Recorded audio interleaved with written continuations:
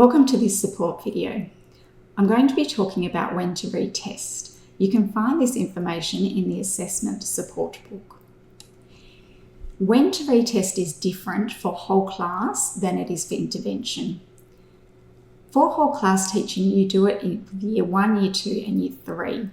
You start at the beginning of year 1 and administer the test at the very beginning of the year to get a baseline. You then administer it again at the end of year 1 to identify progress and do it before you do your reports so it can help inform your reporting.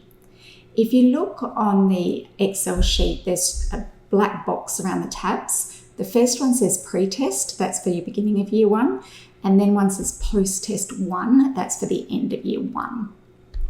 When we look at year 2, you don't test at the beginning of year 2 because you can hand over all the data from the year before. I would only test new students who have arrived at the school. You test the whole cohort at the end of year 2 so that you can track their progress through. Similarly with year 3, you test them not at the start of the year unless they're new. You test them when they have finished all of the bond block activities. For intervention, you test at the very beginning to get a baseline. You then test towards the end of that year and then annually towards the end of each year. Sometimes with year 5 and 6 students, they can progress more quickly, so you might need to test more frequently, that is after every chapter. Keep in mind for your tier 3 students that some of them just don't test very well, and you might get more valid data from using the tier 3 monitoring sheets. In addition to the test, we have monitoring tools to track progress. There are different monitoring tools for tier 1, 2 and 3. Use the monitoring tools in tier 1 to inform your class teaching and for reporting.